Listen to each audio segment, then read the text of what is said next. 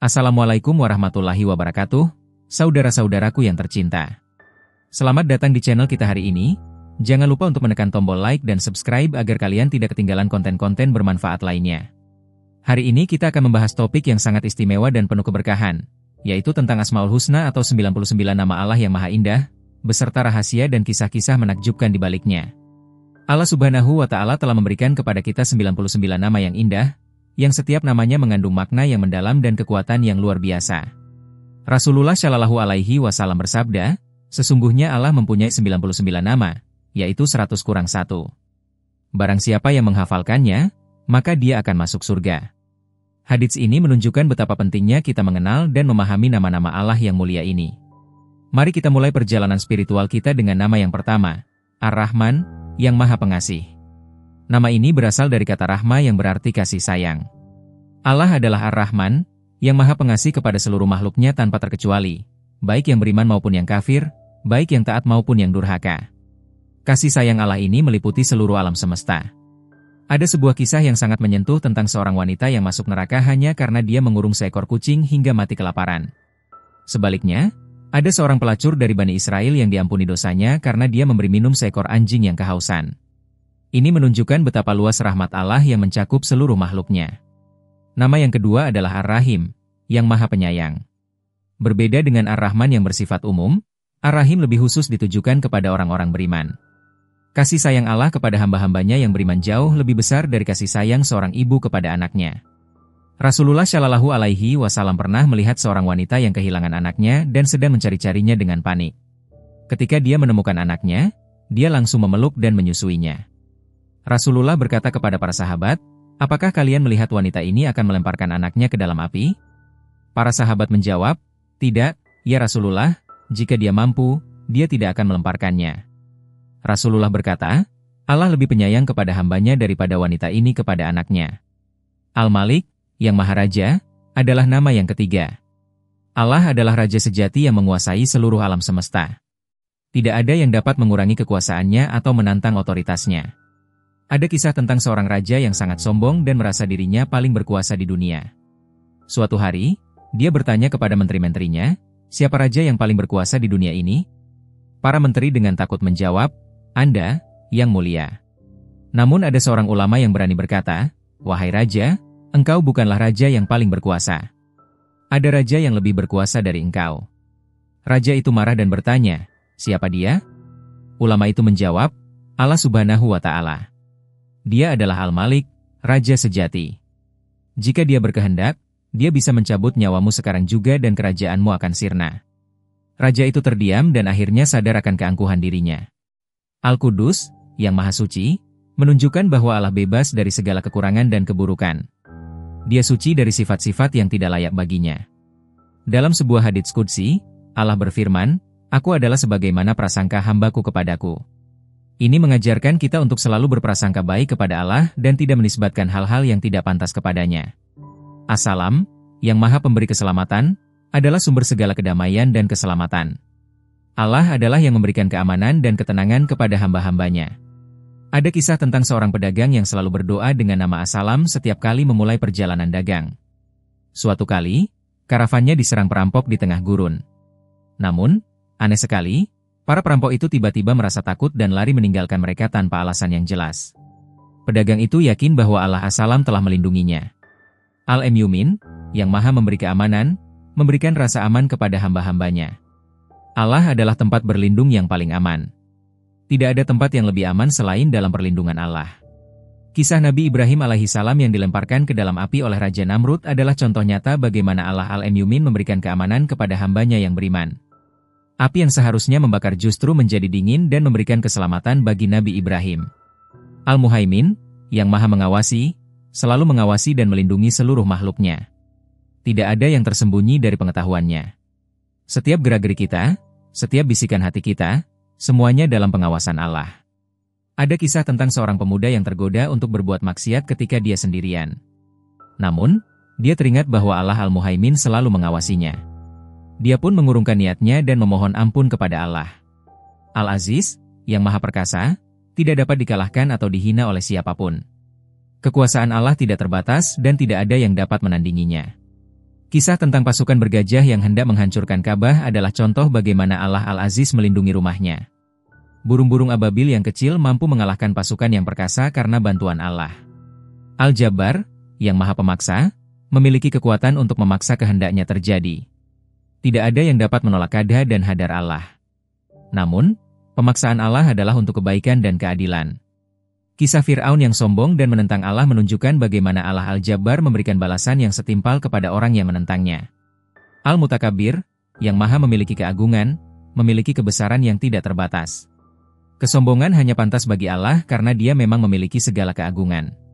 Manusia yang sombong adalah orang yang mengaku-ngaku memiliki keagungan yang sebenarnya hanya milik Allah. Al-Halik, yang Maha Pencipta, adalah pencipta segala sesuatu. Segala yang ada di langit dan di bumi, yang terlihat dan yang tidak terlihat, semuanya adalah ciptaan Allah. Keajaiban penciptaan manusia dari setetes air mani hingga menjadi makhluk yang sempurna menunjukkan kebesaran Allah Al-Halik. Al-Bari, yang Maha mengadakan sesuatu dari tidak ada menjadi ada. Allah tidak memerlukan bahan atau alat untuk menciptakan. Dia hanya berfirman, kun fayakun, jadilah, maka jadilah, dan segala sesuatu langsung tercipta. Al-Musyawir, yang Maha Pembentuk rupa, memberikan bentuk dan rupa kepada segala ciptaannya. Setiap makhluk memiliki bentuk yang unik dan sempurna sesuai dengan fungsinya. Keindahan bentuk manusia, hewan, tumbuhan, dan seluruh alam semesta menunjukkan kesempurnaan Allah Al-Musyawir. Al-Ghaffar, yang Maha Pengampun, selalu siap mengampuni dosa-dosa hambanya yang bertaubat. Pengampunan Allah tidak terbatas, sebesar apapun dosa yang telah kita lakukan. Ada kisah yang sangat mengharukan tentang seorang pembunuh yang telah membunuh 100 orang. Dia bertanya kepada seorang rahib, apakah masih ada ampunan untuk diriku? Rahib itu menjawab, tidak ada. Maka dia membunuh rahib itu juga.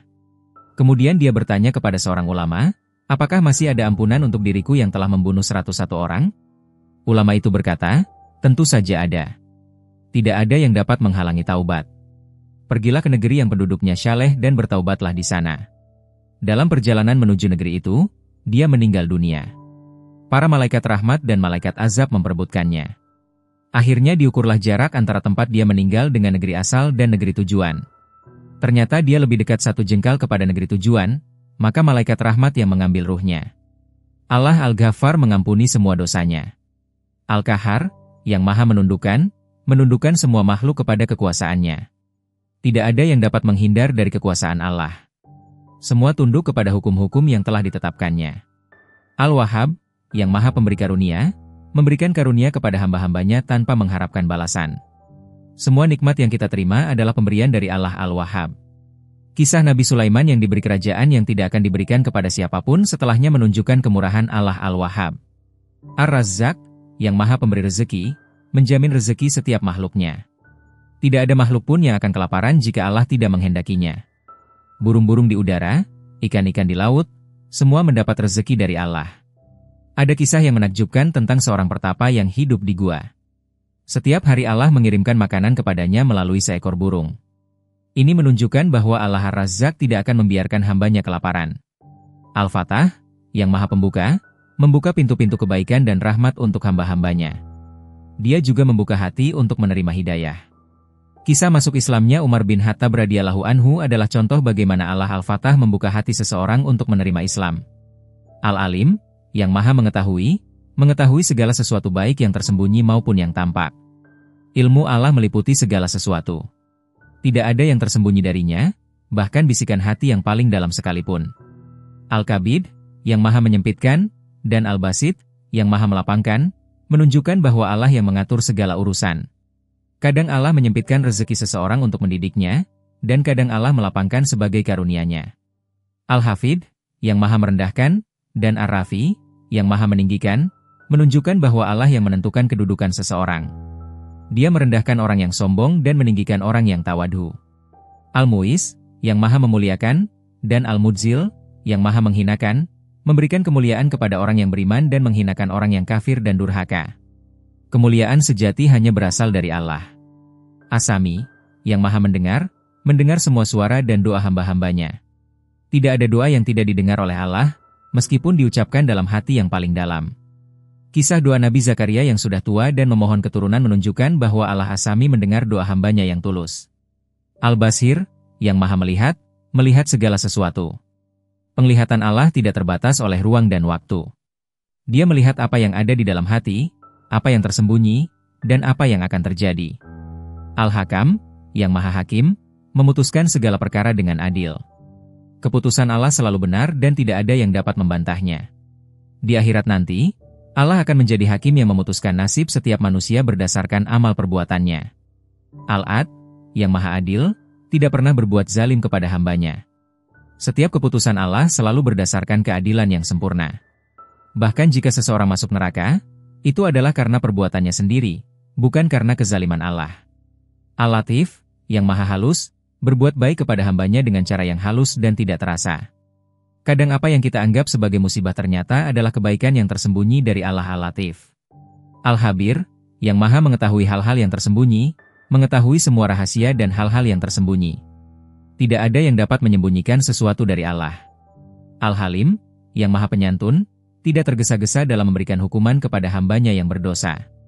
Allah memberikan kesempatan kepada mereka untuk bertaubat. Kesabaran Allah dalam menghadapi kemaksiatan hambanya menunjukkan sifat Al-Halimnya.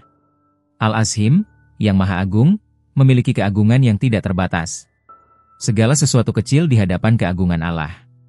Arasy yang begitu besar hanyalah seperti cincin yang dilemparkan ke padang pasir jika dibandingkan dengan keagungan Allah. Al-Ghafur, yang maha pengampun, mengampuni dosa-dosa hambanya yang bertaubat dengan sungguh-sungguh. Pengampunan Allah menutupi dosa dan membuatnya seolah-olah tidak pernah terjadi. Asy-Syakur, yang maha pembalas budi, membalas kebaikan hambanya dengan pahala yang berlipat ganda. Setiap amal syaleh, sekecil apapun, akan dibalas oleh Allah dengan pahala yang besar.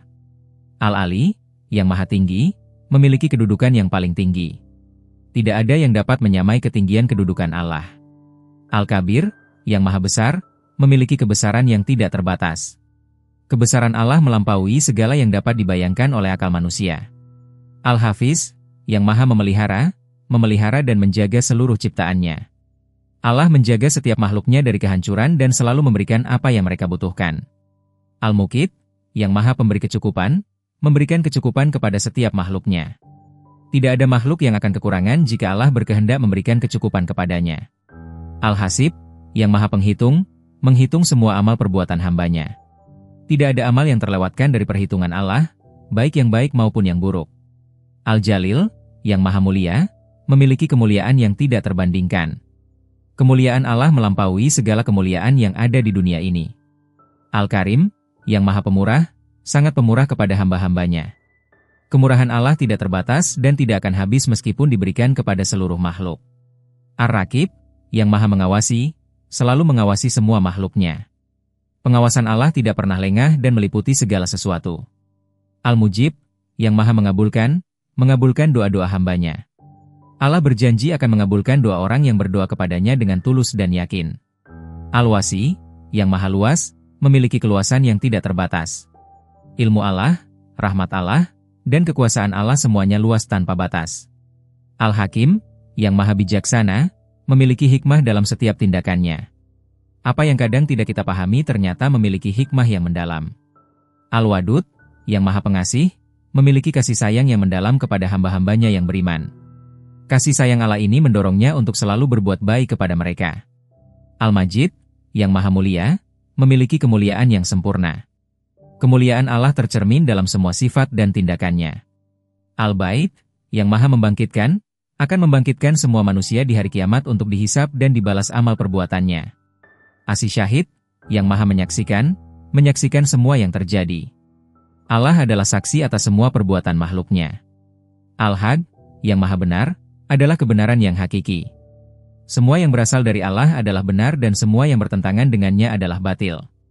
Al-Wakil, yang maha memelihara, adalah tempat terbaik untuk bertawakal. Barang siapa yang bertawakal kepada Allah, maka Allah akan mencukupkan segala urusannya. Al-Qawi, yang maha kuat, memiliki kekuatan yang tidak terbatas. Tidak ada kekuatan yang dapat mengalahkan kekuatan Allah.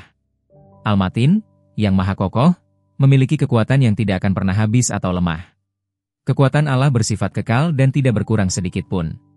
Al-Wali, yang maha pelindung, melindungi hamba-hambanya yang beriman. Perlindungan Allah adalah perlindungan yang paling sempurna. Al-Hamid, yang maha terpuji, patut dipuji dalam segala keadaan. Baik dalam kesenangan maupun kesusahan, Allah tetap patut dipuji karena semua yang terjadi mengandung kebaikan. Al-Muhsyi, yang Maha Penghitung, menghitung segala sesuatu dengan teliti. Tidak ada yang terlewat dari perhitungan Allah. Al-Mubdi, yang Maha memulai segala penciptaan. Allah adalah yang pertama kali menciptakan segala sesuatu dari ketiadaan. Al-Mu'id, yang Maha mengembalikan, akan mengembalikan semua makhluk kepadanya di akhirat nanti. Semua akan kembali kepada Allah untuk dimintai pertanggungjawaban. Al-Muhyi, yang Maha menghidupkan yang mati. Allah yang memberikan kehidupan kepada semua makhluk hidup. Al-Mumit, yang Maha mematikan semua yang hidup pada waktunya. Kematian adalah kepastian yang telah ditetapkan Allah untuk semua makhluk hidup. Al-Hayy, yang Maha hidup dengan kehidupan yang sempurna. Kehidupan Allah tidak bergantung kepada apapun dan bersifat kekal. Al-Qayyum, yang Maha berdiri sendiri dan tidak membutuhkan apapun. Sebaliknya, semua makhluk membutuhkan Allah untuk kelangsungan hidup mereka. Al-Wajid, yang Maha menemukan segala sesuatu yang hilang atau tersembunyi. Tidak ada yang tersembunyi dari Allah. Al-Majid, yang Maha Mulia, memiliki kemuliaan yang tidak tertandingi. Kemuliaan Allah tercermin dalam semua ciptaan dan tindakannya. Al-Wahid, yang Maha Esa, adalah satu-satunya Tuhan yang patut disembah. Allah tidak berbilang dan tidak memiliki sekutu. As-Syamad, yang Maha dibutuhkan, adalah tempat bergantung segala sesuatu. Semua makhluk membutuhkan Allah, tetapi Allah tidak membutuhkan siapapun. Al-Qadir, yang Maha mampu melakukan segala sesuatu. Tidak ada yang mustahil bagi Allah. Al-Muqtadir, yang Maha berkuasa, memiliki kekuasaan penuh atas segala sesuatu. Kekuasaan Allah tidak terbatas dan tidak dapat ditantang. Al-Muqaddim, yang Maha mendahulukan, dan Al-Muakhir, yang Maha mengakhirkan, menentukan urutan segala sesuatu sesuai dengan hikmahnya. Al-Awwal, yang Maha awal, tidak memiliki awal karena Dia telah ada sejak azali. Allah tidak diciptakan dan tidak berawal. Al-Akhir, yang Maha akhir, tidak memiliki akhir karena Dia kekal selamanya. Allah tidak akan berakhir atau musnah. Az-Zahir, yang Maha nyata melalui tanda-tanda kekuasaannya yang dapat dilihat di mana-mana. Bukti keberadaan Allah tersebar di seluruh alam semesta. Al-Batin, yang Maha tersembunyi dari pandangan mata tetapi nyata bagi orang yang beriman. Allah tidak dapat dilihat dengan mata kepala di dunia ini. Al-Wali, yang Maha memerintah seluruh alam semesta. Semua tunduk kepada perintah dan kekuasaannya. Al-Muta'ali, yang Maha tinggi, memiliki ketinggian yang tidak terjangkau. Allah tinggi di atas segala sesuatu. Al-Bar, yang Maha penyantun kepada hamba-hambanya. Allah selalu berbuat baik kepada mereka yang taat kepadanya. At-Tawwab, yang Maha penerima taubat, selalu menerima taubat hambanya yang kembali kepadanya dengan sungguh-sungguh. Pintu taubat selalu terbuka selama nyawa masih di badan.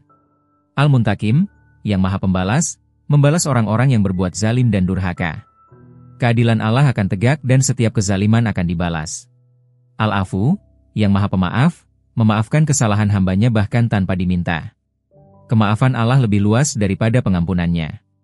Ar-Ra'uf, yang Maha penyayang, memiliki rasa sayang yang mendalam kepada hamba-hambanya.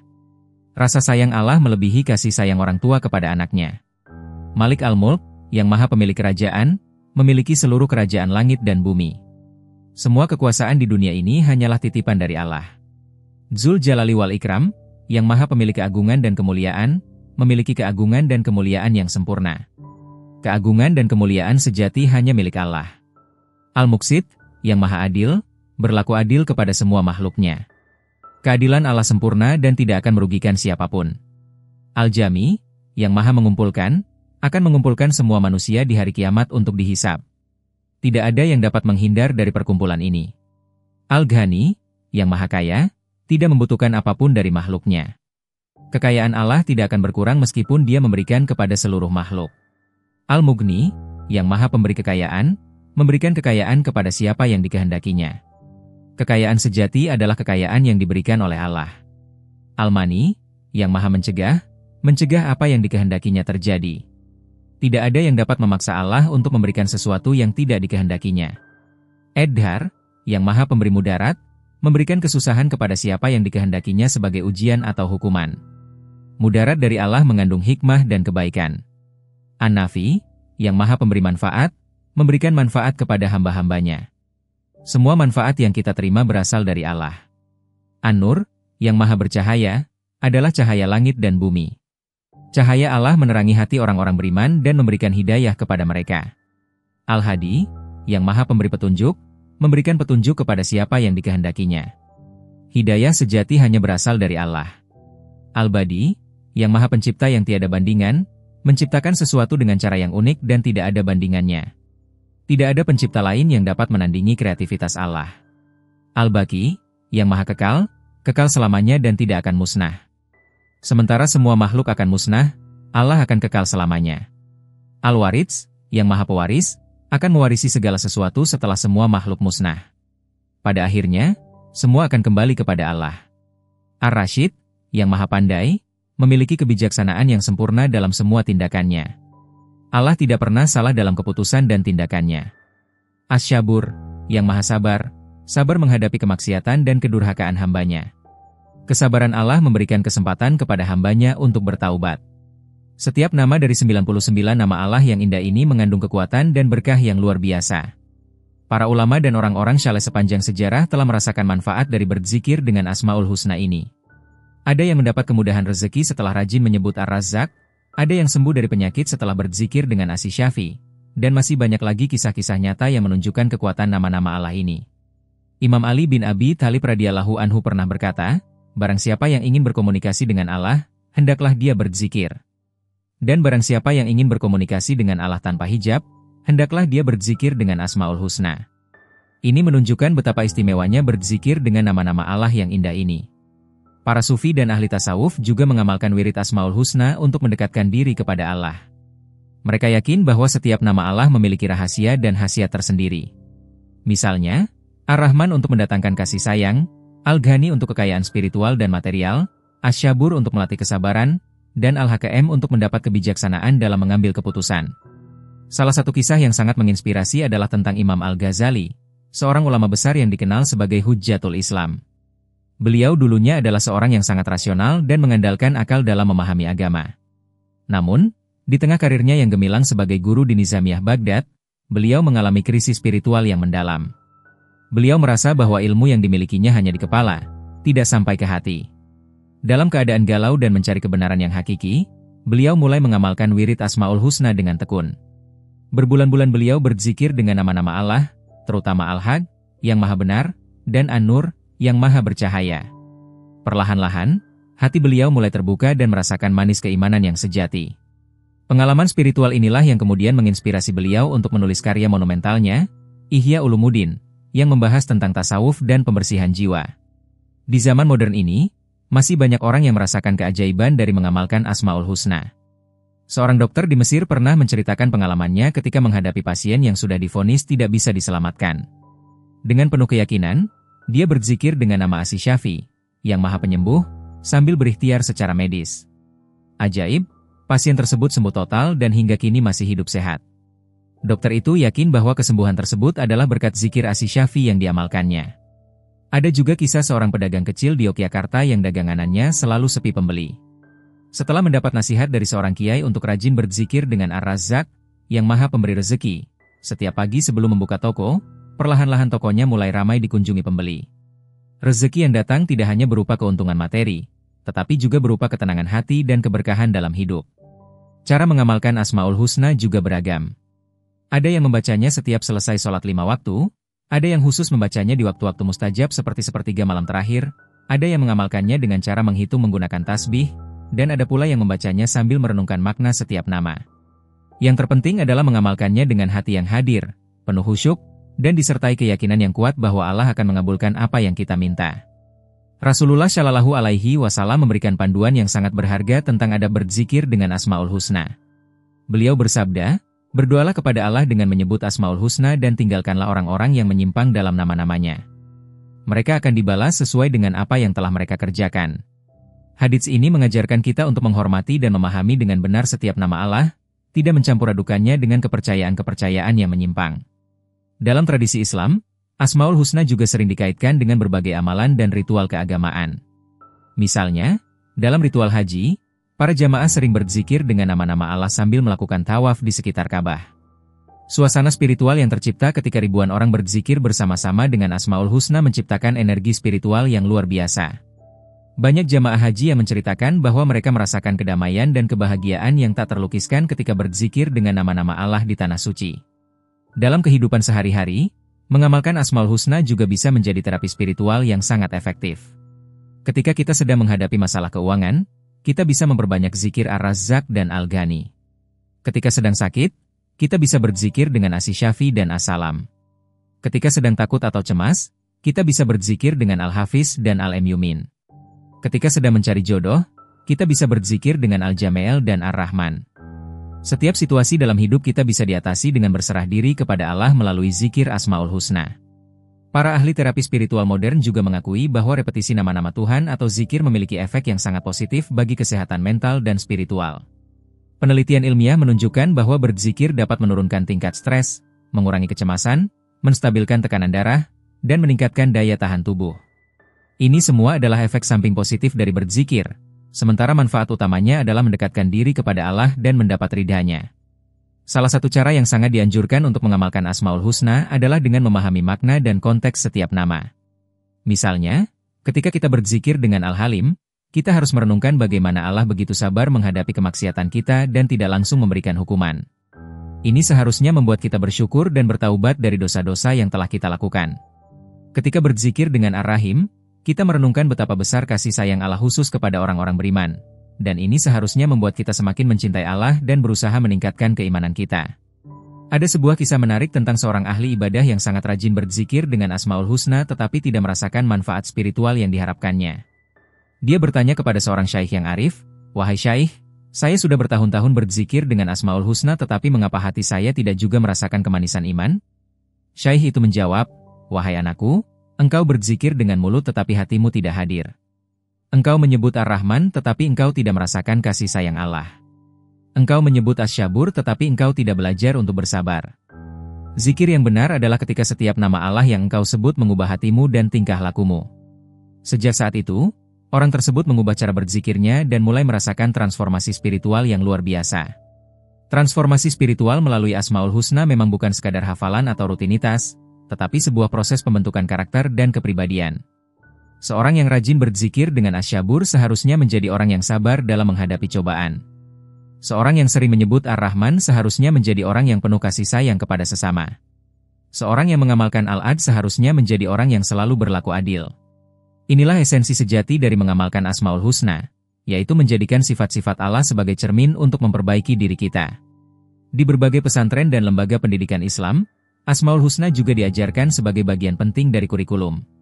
Para santri tidak hanya diajarkan untuk menghafal 99 nama Allah, tetapi juga diajarkan untuk memahami makna, mengamalkannya dalam kehidupan sehari-hari, dan menjadikannya sebagai zikir rutin. Banyak pesantren yang memiliki tradisi membaca Asmaul Husna secara berjamaah setiap hari, baik setelah sholat maghrib maupun setelah sholat subuh. Tradisi berzikir dengan Asmaul Husna juga telah melahirkan berbagai bentuk seni Islam yang indah.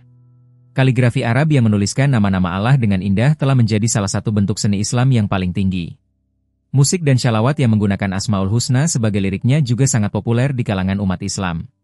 Bahkan dalam arsitektur masjid, nama-nama Allah sering dijadikan ornamen yang tidak hanya indah dipandang tetapi juga memberikan nuansa spiritual bagi orang yang melihatnya. Para dai dan mubalik juga sering menggunakan Asmaul Husna sebagai materi dakwah yang sangat efektif. Ketika mereka menjelaskan tentang sifat-sifat Allah yang terkandung dalam nama-namanya yang indah, hati para pendengar menjadi tersentuh dan semakin mencintai Allah. Banyak orang yang hidayahnya terbuka setelah mendengar penjelasan tentang keindahan dan kesempurnaan sifat-sifat Allah. Dalam konteks kehidupan berkeluarga, mengajarkan Asmaul Husna kepada anak-anak juga sangat penting. Anak-anak yang sejak kecil sudah dikenalkan dengan nama-nama Allah akan tumbuh dengan fondasi keimanan yang kuat. Mereka akan lebih mudah memahami bahwa Allah selalu mengawasi, Allah Maha Pengasih, Allah Maha Penyayang, dan sifat-sifat mulia lainnya. Ini akan membentuk karakter mereka menjadi anak yang syaleh dan bertakwa. Ada sebuah penelitian menarik yang dilakukan oleh seorang psikolog muslim yang menunjukkan bahwa anak-anak yang rajin berzikir dengan Asmaul Husna memiliki tingkat kecemasan yang lebih rendah, lebih percaya diri, dan memiliki hubungan sosial yang lebih baik dibandingkan dengan anak-anak yang tidak mengamalkannya. Ini membuktikan bahwa Asmaul Husna tidak hanya bermanfaat untuk kehidupan akhirat tetapi juga untuk kehidupan dunia. Dalam praktik kedokteran holistik, Beberapa dokter muslim juga menggunakan terapi zikir Asmaul Husna sebagai pelengkap pengobatan medis. Mereka menemukan bahwa pasien yang rajin berzikir selama masa penyembuhan biasanya lebih cepat pulih dan memiliki mental yang lebih kuat dalam menghadapi penyakit. Ini sejalan dengan prinsip Islam yang mengajarkan bahwa kesembuhan sejati berasal dari Allah, sementara obat dan pengobatan hanya sebagai wasilah atau perantara. Seorang ustadzah yang menghususkan diri mengajar Asmaul Husna kepada ibu-ibu rumah tangga pernah bercerita tentang transformasi luar biasa yang terjadi pada para jamaahnya. Awalnya mereka datang dengan berbagai masalah, ada yang masalah rumah tangga, ada yang masalah dengan anak, ada yang masalah keuangan. Tetapi setelah beberapa bulan rutin mengamalkan Asmaul Husna, mereka menjadi lebih sabar, lebih ikhlas, dan lebih yakin bahwa Allah akan memberikan jalan keluar terbaik untuk setiap masalah mereka. Dalam perjalanan spiritual para wali dan ulama besar, Asmaul Husna juga memegang peranan yang sangat penting. Imam Syafi'i dikenal sangat rajin berzikir dengan Al-Hakam untuk mendapat kebijaksanaan dalam menetapkan hukum. Imam Ahmad bin Hanbal sering berzikir dengan Asyabur ketika menghadapi cobaan dan ujian yang berat. Imam Abu Hanifah mengamalkan Al-Fatah untuk membuka pintu-pintu ilmu yang tersembunyi. Para imam mujtahid ini memahami bahwa ilmu dan kebijaksanaan sejati hanya berasal dari Allah. Di era digital seperti sekarang ini, teknologi juga telah membantu umat Islam dalam mengamalkan Asmaul Husna. Ada berbagai aplikasi smartphone yang menyediakan bacaan Asmaul Husna lengkap dengan artinya, ada yang dilengkapi dengan audio untuk membantu orang belajar cara membacanya dengan benar, dan ada pula yang dilengkapi dengan pengingat otomatis untuk berzikir di waktu-waktu tertentu. Namun, para ulama mengingatkan bahwa meskipun teknologi membantu, yang terpenting adalah kehadiran hati saat berzikir. Salah satu keutamaan luar biasa dari Asmaul Husna adalah bahwa zikir ini bisa diamalkan kapan saja dan di mana saja. Tidak seperti ibadah-ibadah lain yang memiliki waktu dan tempat khusus, berzikir dengan nama-nama Allah bisa dilakukan sambil bekerja, sambil berjalan, sambil menunggu, bahkan sambil berbaring. Fleksibilitas ini membuat Asmaul Husna menjadi zikir yang sangat praktis untuk diamalkan dalam kehidupan modern yang sibuk. Seorang pengusaha sukses pernah berbagi rahasianya dalam sebuah ceramah. Dia berkata, "Setiap pagi sebelum memulai aktivitas bisnis, saya selalu meluangkan waktu 15 menit untuk berzikir dengan Asmaul Husna. Saya mulai dengan Ar-Razzaq untuk memohon kelancaran rezeki, dilanjutkan dengan Al-Fatah untuk membuka pintu-pintu peluang, dan diakhiri dengan Al-Hakam untuk mendapat kebijaksanaan dalam mengambil keputusan bisnis. Alhamdulillah, bisnis saya selalu diberkahi dan mengalami perkembangan yang baik." Para ahli tafsir juga menjelaskan bahwa Asmaul Husna bukan hanya sekadar nama, tetapi juga merupakan ayat-ayat Allah yang tersebar di alam semesta. Ketika kita merenungkan Ar-Rahman, kita bisa melihat manifestasinya dalam hangatnya sinar matahari, sejuknya angin sepai-sepai, dan suburnya tanaman. Ketika kita merenungkan Al-Jamil, yang maha indah, kita bisa melihat keindahannya dalam ciptaan-ciptaannya seperti bunga yang bermekaran, burung yang berkicau, dan pemandangan alam yang menakjubkan. Dalam tradisi Sufi, ada sebuah konsep yang disebut fana fi asma, yaitu hilang dalam nama-nama Allah. Para Sufi yang telah mencapai tingkatan spiritual tinggi seringkali merasakan pengalaman di mana mereka seolah-olah menyatu dengan nama Allah yang sedang mereka zikir. Ketika berzikir dengan Ar-Rahman, mereka merasakan kasih sayang yang luar biasa memenuhi hati mereka. Ketika berzikir dengan As-Salam, mereka merasakan kedamaian yang sempurna. Ini adalah tingkatan spiritual yang sangat tinggi yang hanya bisa dicapai melalui riyadah dan mujahadah yang konsisten. Imam Ibnu Athailah As-Sakandari dalam kitabnya Al-Hikam menulis, zikir kepada Allah adalah obat hati yang paling manjur dan cahaya ruh yang paling terang. Beliau menjelaskan bahwa berzikir dengan Asmaul Husna tidak hanya menyembuhkan penyakit hati seperti sombong, dengki, dan iri hati, tetapi juga memberikan pencerahan spiritual yang membuat seseorang semakin dekat dengan Allah. Para peneliti neurologi modern juga menemukan bahwa aktivitas berzikir atau repetitive prayer memiliki efek positif terhadap struktur otak.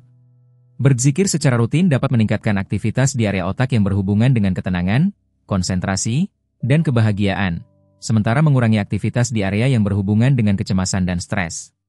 Subhanallah, semakin dalam kita meneliti, semakin kita menemukan keajaiban-keajaiban yang terkandung dalam ajaran Islam. Di akhir pembahasan kita yang panjang ini, ada beberapa nasihat penting yang perlu kita ingat dalam mengamalkan Asmaul Husna. Pertama, mulailah dengan niat yang ikhlas karena Allah semata, bukan untuk mendapat pujian manusia atau tujuan duniawi lainnya. Kedua, amalkan secara konsisten meskipun sedikit, karena amal yang sedikit tetapi kontinu lebih dicintai Allah daripada amal yang banyak tetapi terputus-putus. Ketiga, pahami makna setiap nama yang kita zikir agar hati kita ikut merenungkan keagungan Allah. Keempat, jadikan Asmaul Husna sebagai wasilah untuk memperbaiki akhlak dan ibadah kita kepada Allah. Rasulullah Shallallahu Alaihi Wasallam bersabda dalam sebuah hadits yang sangat indah, barang siapa yang mengucapkan la ilaha illallah dengan tulus dari hatinya, maka Allah akan mengharamkan api neraka untuknya. Jika kalimat tauhid saja memiliki kekuatan yang luar biasa, apalagi dengan 99 nama Allah yang mengandung sifat-sifat kesempurnaannya. Ini menunjukkan betapa besar keutamaan berzikir dengan Asmaul Husna. Saudara-saudaraku yang tercinta, demikian pembahasan kita hari ini tentang 99 nama Allah yang maha indah beserta rahasia dan kisah-kisah menakjubkan di baliknya. Semoga apa yang telah kita pelajari hari ini dapat menjadi bekal bagi kita untuk semakin mengenal Allah, semakin mencintai Allah, dan semakin mendekatkan diri kepadanya. Jangan lupa untuk mengamalkan Asmaul Husna dalam kehidupan sehari-hari kita, jadikan ia sebagai zikir rutin yang tidak pernah kita tinggalkan. Mari kita bersama-sama berkomitmen untuk menjadikan rumah kita sebagai rumah zikir, keluarga kita sebagai keluarga yang selalu berzikir, dan hidup kita sebagai hidup yang penuh dengan zikrullah. Karena sesungguhnya hanya dengan mengingat Allah lah hati menjadi tenteram. Sebelum kita mengakhiri pembahasan ini, izinkan saya berbagi beberapa tips praktis tentang cara mengamalkan Asmaul Husna yang telah terbukti efektif berdasarkan pengalaman para ulama dan orang-orang syaleh. Pertama, buatlah jadwal rutin untuk berzikir dengan Asmaul Husna. Waktu yang paling baik adalah setelah sholat fardu, karena pada saat itu hati masih dalam keadaan suci dan dekat dengan Allah. Mulailah dengan membaca 1 kali setiap nama sambil merenungkan maknanya, kemudian perlahan-lahan tingkatkan menjadi 3, 7, 11, atau bahkan 100 kali sesuai dengan kemampuan dan keadaan kita. Ada sebuah metode yang sangat dianjurkan oleh Syekh Abdul Qadir Jailani, yaitu membagi Asmaul Husna menjadi beberapa kelompok berdasarkan tema atau kebutuhan. Misalnya, kelompok pertama adalah nama-nama yang berkaitan dengan rahmat dan kasih sayang Allah seperti Ar-Rahman, Ar-Rahim, Al-Wadud, Ar-Rauf, dan Al-Ghafur. Kelompok kedua adalah nama-nama yang berkaitan dengan kekuasaan dan kebesaran Allah seperti Al-Malik, Al-Aziz, Al-Jabbar, dan Al-Qahar. Kelompok ketiga adalah nama-nama yang berkaitan dengan ilmu dan hikmah Allah seperti Al-Alim, Al-Hakim, As-Sami, dan Al-Basir. Dengan cara ini, kita bisa fokus pada satu kelompok dalam satu waktu dan merasakan efek spiritual yang lebih mendalam. Seorang kiai sepuh dari Jawa Timur pernah mengajarkan sebuah amalan yang sangat istimewa yang disebut Tasbih Asmaul Husna 7 hari. Dalam amalan ini, setiap hari kita fokus pada nama-nama Allah yang berkaitan dengan kebutuhan rohani kita hari itu. Hari Senin untuk nama-nama yang berkaitan dengan kasih sayang dan rahmat, hari Selasa untuk nama-nama yang berkaitan dengan kekuatan dan pertolongan, hari Rabu untuk nama-nama yang berkaitan dengan rezeki dan kemudahan, hari Kamis untuk nama-nama yang berkaitan dengan ilmu dan hikmah, hari Jumat untuk nama-nama yang berkaitan dengan ampunan dan taubat, hari Sabtu untuk nama-nama yang berkaitan dengan ketenangan dan kedamaian, dan hari Minggu untuk nama-nama yang berkaitan dengan cinta dan rindu kepada Allah. Dalam praktik sufisme, ada sebuah konsep yang disebut murakabah Asmaul Husna atau meditasi dengan nama-nama Allah. Caranya adalah dengan duduk dalam posisi yang nyaman, menutup mata, dan berkonsentrasi pada satu nama Allah sambil mengulanginya berkali-kali dalam hati. Misalnya, kita berkonsentrasi pada nama As-Salam sambil membayangkan kedamaian Allah yang meliputi seluruh wujud kita. Atau berkonsentrasi pada nama An-Nur sambil membayangkan cahaya Allah yang menerangi hati dan jiwa kita. Praktik ini sebaiknya dilakukan di tempat yang sepi, pada waktu yang tenang, dan dengan hati yang khusyuk. Ada kisah menarik tentang seorang pedagang kain di Kairo yang mengalami kebangkrutan total.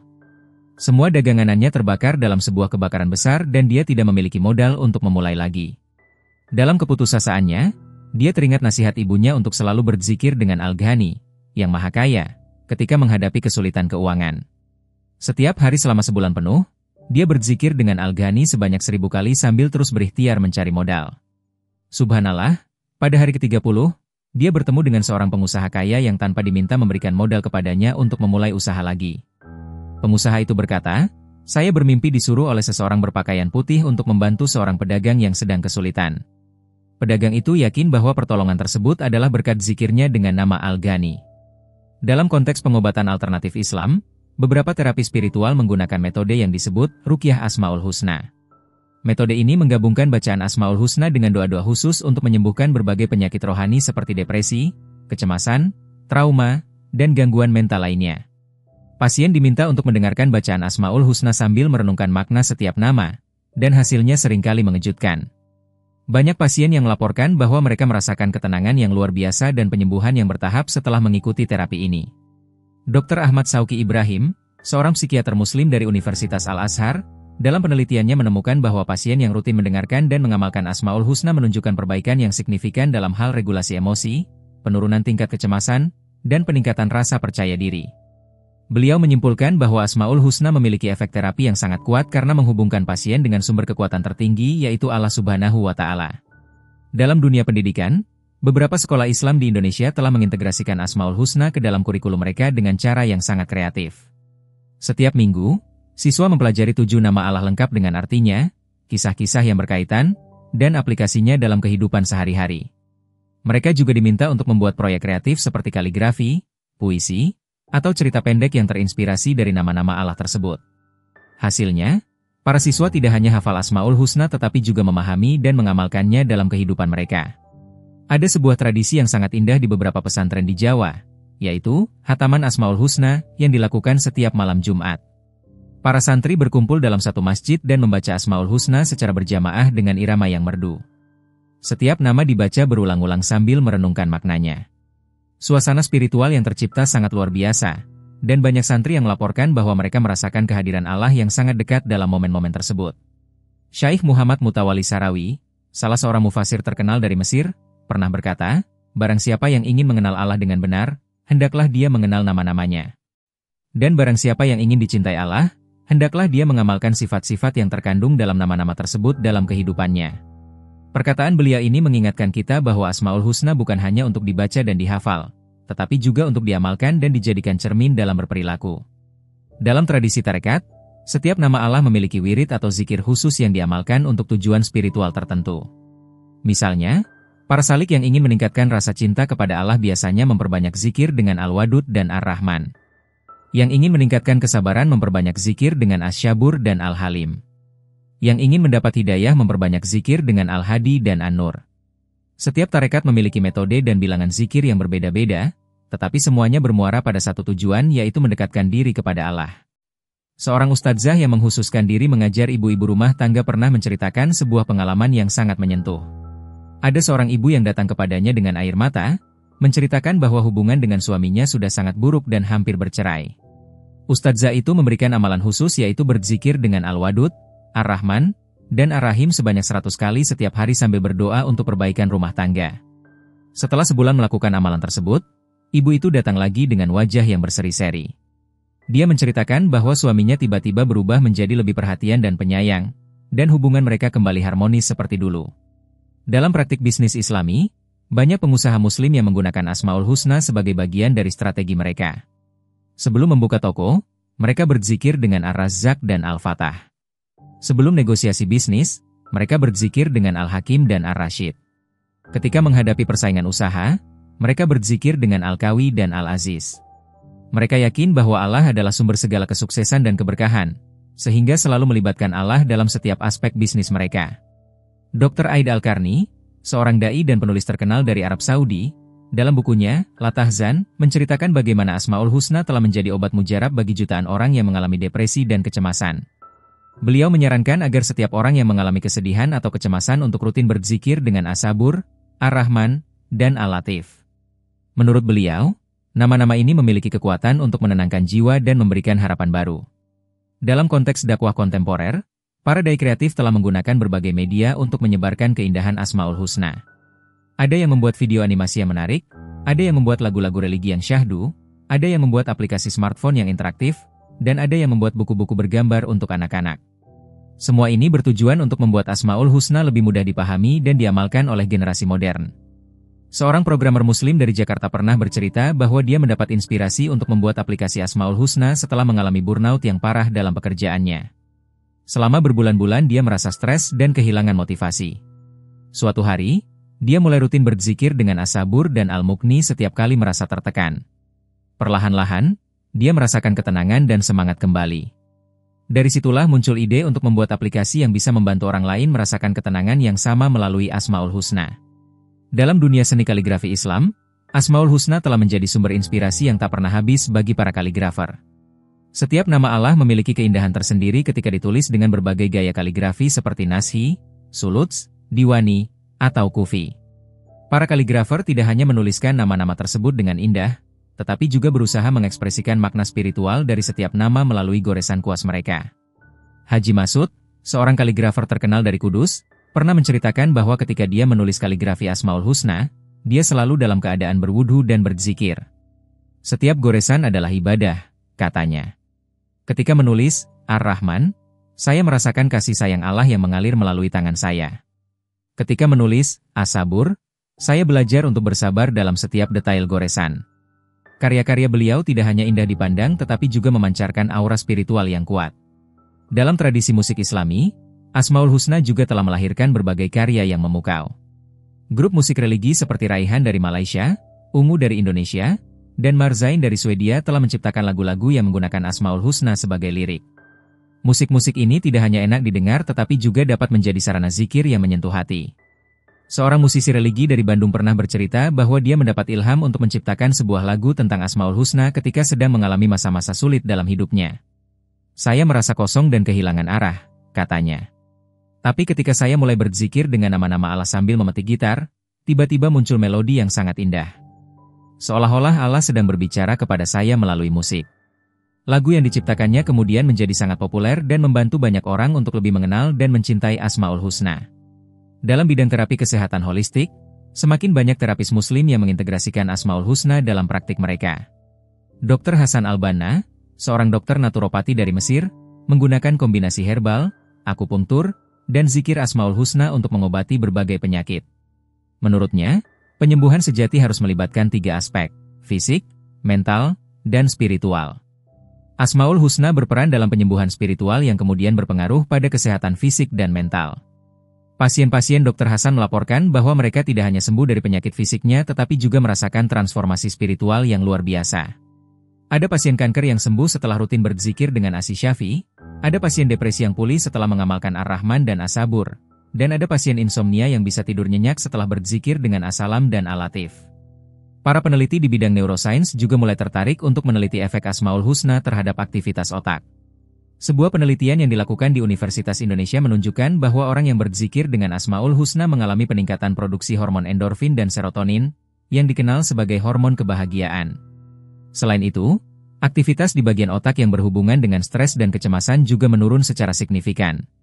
Profesor Dr. Dadang Hawari, seorang psikiater muslim terkemuka, dalam bukunya, Dimensi Religi dalam Praktik Psikiatri dan Psikologi, menyebutkan bahwa zikir Asmaul Husna adalah salah satu terapi spiritual yang paling efektif untuk mengatasi berbagai gangguan psikologis. Beliau menyarankan agar setiap muslim yang mengalami masalah kejiwaan untuk menjadikan Asmaul Husna sebagai bagian dari terapi pemulihan mereka. Dalam konteks pendidikan karakter, beberapa sekolah Islam telah mengembangkan kurikulum yang mengintegrasikan nilai-nilai yang terkandung dalam Asmaul Husna ke dalam mata pelajaran lain. Misalnya, ketika mengajarkan tentang As-Sabur, guru tidak hanya menjelaskan artinya tetapi juga mengaitkannya dengan mata pelajaran sejarah tentang kesabaran para nabi dan rasul, mata pelajaran matematika tentang ketekunan dalam menyelesaikan soal, dan mata pelajaran olahraga tentang kesabaran dalam berlatih. Hasil dari pendekatan ini sangat menggembirakan. Siswa-siswa tidak hanya memiliki prestasi akademik yang baik tetapi juga memiliki karakter yang mulia. Mereka lebih sabar menghadapi kesulitan, lebih penyayang kepada sesama, lebih jujur dalam berperilaku, dan lebih taat dalam beribadah. Ini membuktikan bahwa Asmaul Husna memiliki kekuatan untuk membentuk karakter dan kepribadian seseorang. Di berbagai masjid dan musyalah, program Tadarus Asmaul Husna juga semakin populer. Program ini biasanya diadakan setiap malam Jumat atau malam-malam spesial lainnya. Jamaah berkumpul untuk membaca Asmaul Husna secara berjamaah, diikuti dengan tausiah singkat tentang makna dan keutamaan nama-nama Allah tersebut.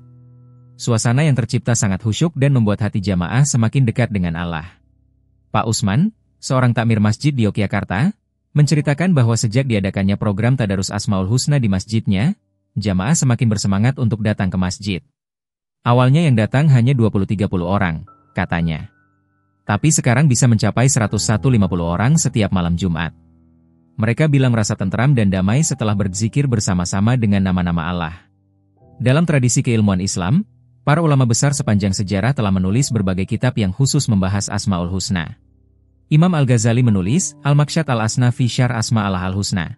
Imam Ar-Razi menulis Lawami, Al-Bayinat Syarh Asma Allah Al-Husna, dan masih banyak ulama lainnya. Karya-karya ini menjadi rujukan utama bagi siapa saja yang ingin mempelajari Asmaul Husna secara mendalam. KH. Abdullah Gimnastiar atau yang lebih dikenal dengan A'agim, dalam berbagai ceramahnya selalu menekankan pentingnya mengamalkan Asmaul Husna dalam kehidupan sehari-hari. Beliau sering berkata, jika kita ingin memiliki sifat yang mulia, maka tirulah sifat-sifat Allah yang terkandung dalam Asmaul Husna. Jika Allah Maha Penyayang, maka kita harus penyayang kepada sesama. Jika Allah Maha Sabar, maka kita harus belajar bersabar. Dalam praktiknya, AAG mengajarkan para jamaahnya untuk memilih satu nama Allah setiap hari dan berusaha mengamalkan sifat yang terkandung dalam nama tersebut. Misalnya, jika hari itu mereka fokus pada as-sabur, maka sepanjang hari mereka berusaha untuk bersabar dalam segala situasi. Jika fokus pada ar-Rahman, maka mereka berusaha untuk lebih penyayang kepada keluarga, tetangga, dan orang-orang di sekitar mereka. Metode ini terbukti sangat efektif dalam membentuk karakter dan akhlak mulia. Banyak jamaah yang melaporkan bahwa mereka mengalami perubahan positif yang signifikan dalam perilaku dan kepribadian mereka setelah mengamalkan metode ini secara konsisten. Barakallahu fiikum, semoga Allah memberkahi kalian semua. Demikianlah pembahasan kita yang panjang dan mendalam tentang 99 nama Allah yang Maha Indah. Semoga semua yang telah kita pelajari hari ini dapat menjadi bekal berharga dalam perjalanan spiritual kita menuju ridha Allah Subhanahu wa Ta'ala. Sebelum kita benar-benar mengakhiri pembahasan ini, izinkan saya untuk berbagi beberapa pengalaman spiritual yang luar biasa dari para tokoh dan ulama besar yang telah merasakan langsung kekuatan dan berkah dari Asmaul Husna. Kisah-kisah ini diharapkan dapat semakin memperkuat keyakinan kita akan keajaiban nama-nama Allah yang mulia ini. Imam Ahmad bin Hanbal, imam mazhab yang keempat, memiliki pengalaman yang sangat mengharukan dengan Asmaul Husna ketika beliau mengalami cobaan berat selama masa mihnah atau ujian yang dihadapkan oleh Khalifah Al-Ma'mun tentang persoalan Al-Quran makhluk atau kadim. Selama bertahun-tahun beliau dipenjara, disiksa, dan dipaksa untuk mengubah pendapatnya. Dalam situasi yang sangat sulit ini, beliau tidak pernah meninggalkan wiridnya berzikir dengan nama Asy-Syabur, yang Maha Sabar, dan Al-Qawi, yang Maha Kuat. Beliau berkata kepada para muridnya, "Aku merasakan kekuatan yang luar biasa setiap kali menyebut nama Asy-Syabur. Seolah-olah Allah sedang mengajarkan kepadaku bagaimana caranya bersabar seperti kesabarannya." Ketika cobaan itu berlalu dan beliau dibebaskan, Imam Ahmad menjadi sosok yang semakin kuat imannya dan semakin dicintai oleh umat. Banyak orang yang kagum dengan keteguhannya dalam mempertahankan akidah yang benar. Beliau kemudian berpesan kepada para muridnya, "Janganlah kalian meragukan kekuatan nama-nama Allah. Ketika kita benar-benar berzikir dengan hati yang hadir dan yakin, Allah akan memberikan kekuatan yang tidak pernah kita sangka sebelumnya." Kisah serupa juga dialami oleh Imam Malik bin Anas, imam mazhab Maliki, ketika beliau menghadapi tekanan dari penguasa untuk mengubah fatwanya tentang masalah talak paksa. Beliau dipukuli hingga tangannya patah, tetapi tidak pernah mengubah pendapatnya karena yakin bahwa itu adalah kebenaran. Dalam masa pemulihan yang panjang, beliau rutin berzikir dengan Al-Hakam, yang Maha Hakim, dan Al-Ad, yang Maha Adil.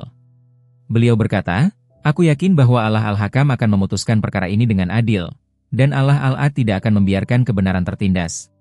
Benar saja, tidak lama kemudian penguasa yang menzaliminya mengalami kejatuhan, dan kebenaran yang dibela oleh Imam Malik akhirnya diakui oleh khalifah yang baru. Imam Malik kemudian sering berpesan kepada para muridnya, "Berpeganglah pada kebenaran dan berzikirlah dengan nama-nama Allah. Allah tidak akan pernah mengecewakan hambanya yang berpegang teguh pada kebenaran." Dalam sejarah Islam, kita juga mengenal sosok Rabi'ah Al-Adawiyah, seorang wanita sufi terkenal dari Basrah yang hidup pada abad kedua Hijriah. Beliau dikenal dengan kecintaannya yang luar biasa kepada Allah dan kehidupannya yang sangat sederhana. Rabi'ah sering berzikir dengan nama Al-Wadud, yang Maha Pencinta, dan Al-Sabur, yang Maha Sabar, hingga larut malam. Suatu ketika, para tetangganya bertanya kepadanya, "Wahai Rabi'ah, mengapa engkau tidak menikah dan memiliki keluarga seperti wanita-wanita lainnya?" Rabi'ah menjawab dengan jawaban yang sangat mengharukan, "Aku telah jatuh cinta dengan Allah Al-Wadud yang mencintaiku tanpa syarat. Cintaku kepadanya telah memenuhi seluruh hatiku, sehingga tidak ada tempat lagi untuk cinta yang lain." Kehidupan Rabi'ah yang penuh dengan zikir dan ibadah telah menginspirasi jutaan orang sepanjang sejarah untuk lebih mencintai Allah dan memperbanyak zikir dengan nama-namanya yang mulia. Di masa kini, masih banyak orang yang merasakan keajaiban serupa. Dr. Zaglul El-Nagar, seorang ilmuwan geologi terkenal dari Mesir yang juga ahli tafsir Al-Quran, menceritakan bahwa inspirasi terbesar dalam penelitiannya datang ketika beliau rutin berzikir dengan Al-Alim, yang Maha Mengetahui, dan Al-Hakam, yang Maha Bijaksana. "Setiap kali aku menemui kebuntuan dalam penelitian," kata beliau, "aku berzikir dengan nama-nama Allah tersebut, dan Allah selalu memberikan pencerahan yang tidak pernah terpikirkan sebelumnya."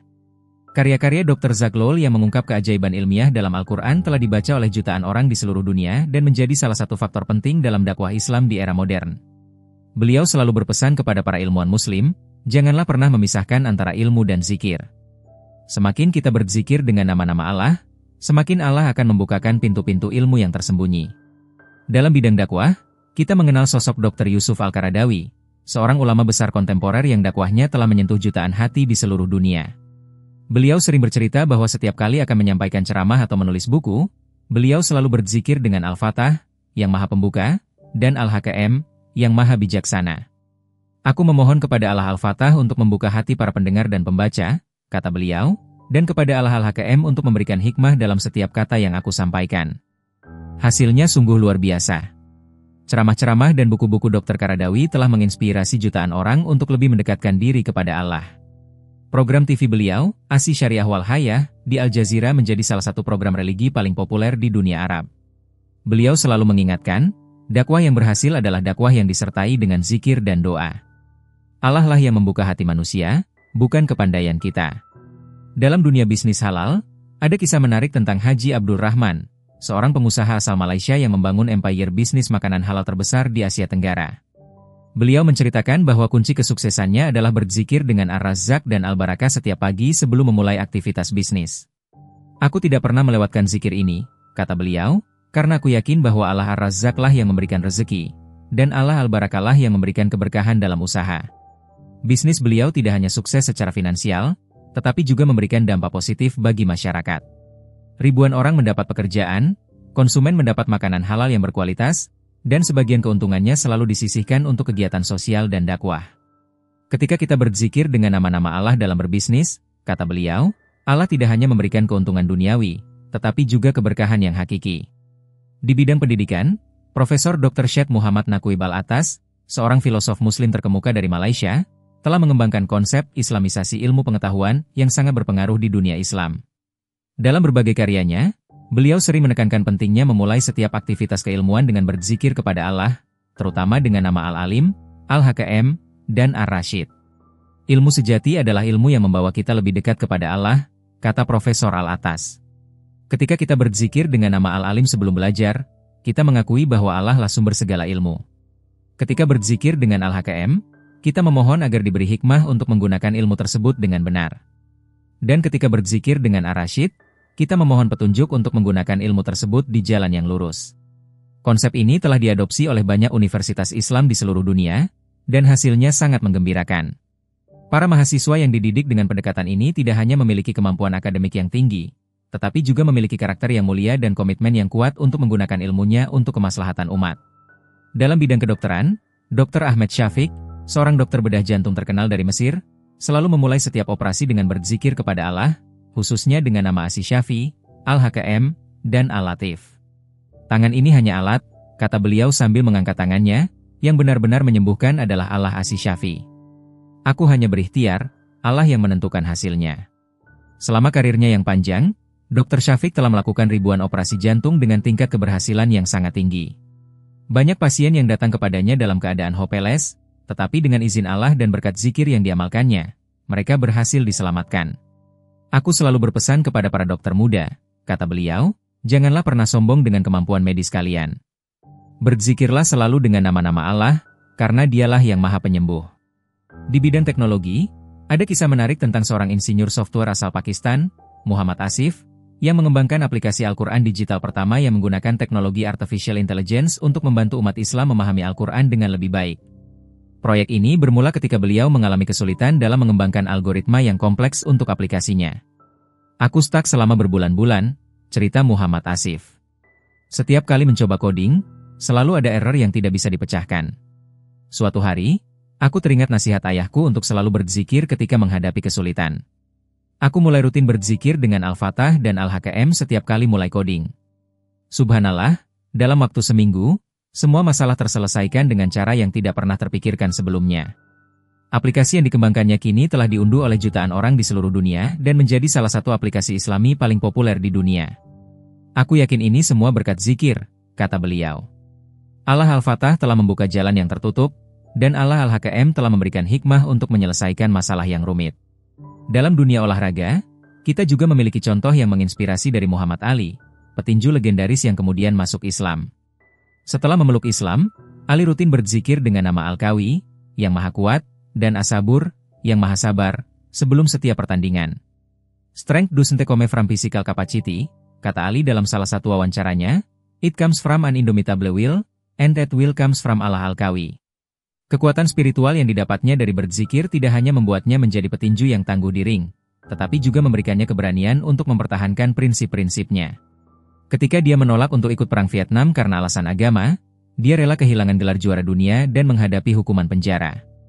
As-Sabur telah mengajarkan aku untuk bersabar menghadapi ujian, kata Ali, dan Allah selalu memberikan jalan keluar bagi orang yang sabar. Di bidang seni dan sastra, kita mengenal nama Naguib Mahfouz, penulis Mesir yang meraih Nobel Sastra.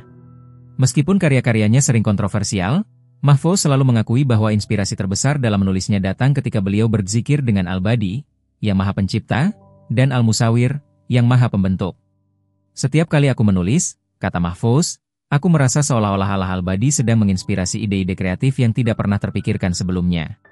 Karya-karya Mahfouz seperti Trilogi Cairo telah diterjemahkan ke dalam puluhan bahasa dan dibaca oleh jutaan orang di seluruh dunia. Melalui novel-novelnya, banyak orang non-muslim yang mendapat gambaran tentang kehidupan dan budaya Islam. Seni yang baik adalah seni yang mendekatkan manusia kepada Tuhannya, kata Mahfouz, dan itu hanya bisa dicapai jika kita selalu berzikir kepada Allah dalam proses kreatif kita. Dalam bidang arsitektur Islam, Hasan Fathi, arsitek Mesir yang terkenal dengan konsep arsitektur for the poor, selalu memulai setiap proyek dengan berzikir kepada Allah, khususnya dengan nama Al-Jamil, yang Maha Indah, dan Al-Hakam, yang Maha Bijaksana. Arsitektur Islam bukan hanya soal bangunan, kata Fathi, tetapi bagaimana menciptakan ruang yang mendekatkan penghuninya kepada Allah. Karya-karya Fathi yang menggabungkan keindahan, fungsi, dan nilai-nilai spiritual Islam telah menginspirasi ribuan arsitek di seluruh dunia. Konsep arsitektur yang merakyat yang diperjuangkannya terbukti efektif dalam memberikan solusi perumahan bagi masyarakat miskin. Ketika kita berzikir dengan Al-Jamil dalam rancang, kata Fathi, Allah akan menginspirasi desain yang tidak hanya indah secara visual, tetapi juga indah secara spiritual. Di era digital saat ini, pengaruh Asmaul Husna juga sangat terasa dalam perkembangan teknologi Islami.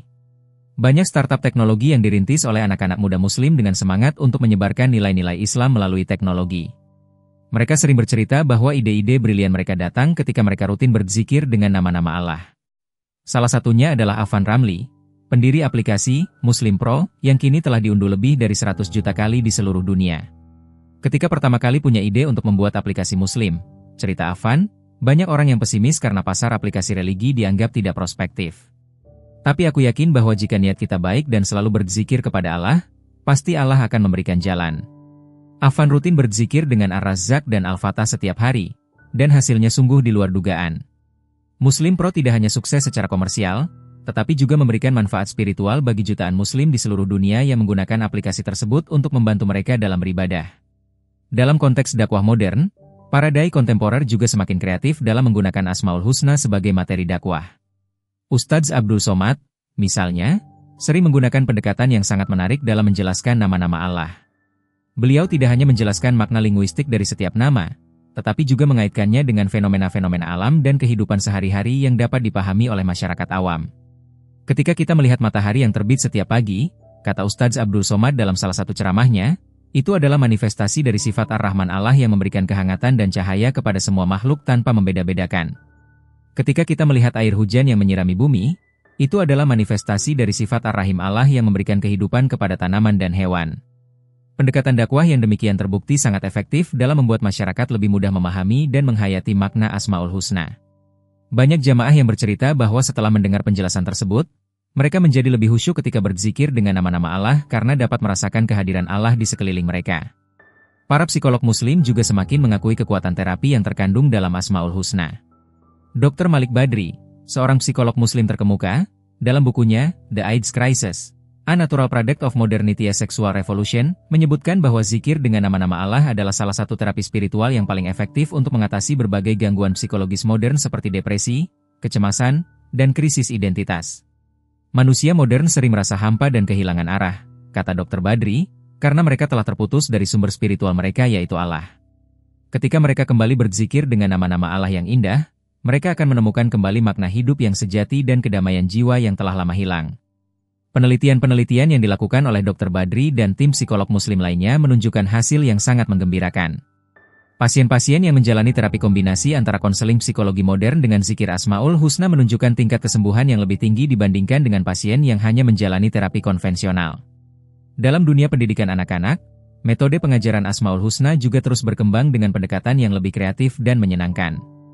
Sekolah-sekolah Islam terdepan kini menggunakan berbagai media seperti lagu, permainan, cerita bergambar, dan bahkan teknologi virtual reality untuk mengajarkan Asmaul Husna kepada anak-anak. Bu Siti Aminah, seorang guru TK Islam di Jakarta, bercerita tentang metode unik yang digunakannya dalam mengajar Asmaul Husna.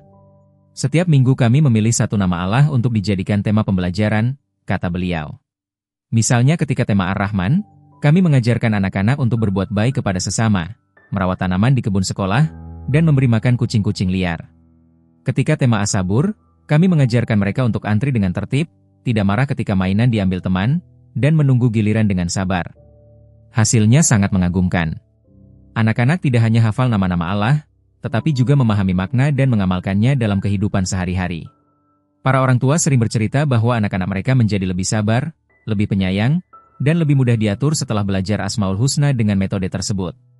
Di level yang lebih tinggi, beberapa universitas Islam terkemuka di dunia seperti Universitas Al-Azhar di Mesir, Universitas Islam Internasional di Malaysia, dan Universitas Islam Negeri Syarif Hidayatullah di Jakarta telah mengembangkan program studi khusus yang memfokuskan pada kajian mendalam tentang Asmaul Husna dan aplikasinya dalam berbagai aspek kehidupan modern. Profesor Dr. Muhammad Quraisy Shihab, salah seorang mufasir terkemuka Indonesia, sering menekankan dalam berbagai kuliah dan tulisannya bahwa memahami Asmaul Husna dengan benar adalah kunci untuk memahami Al-Quran dan Islam secara keseluruhan. Al-Quran adalah kalam Allah, kata beliau, dan untuk memahami kalam seseorang dengan benar, kita harus mengenal siapa yang berbicara. Asmaul Husna memberikan kita pengenalan yang mendalam tentang siapa Allah, sehingga kita dapat memahami pesan-pesannya dalam Al-Quran dengan lebih baik. Dalam konteks dialog antar agama, Asmaul Husna juga sering menjadi jembatan yang efektif untuk membangun pemahaman dan toleransi. Banyak tokoh lintas agama yang mengakui bahwa sifat-sifat mulia yang terkandung dalam nama-nama Allah seperti kasih sayang, keadilan, kebijaksanaan, dan kedamaian adalah nilai-nilai universal yang dapat diterima oleh semua agama.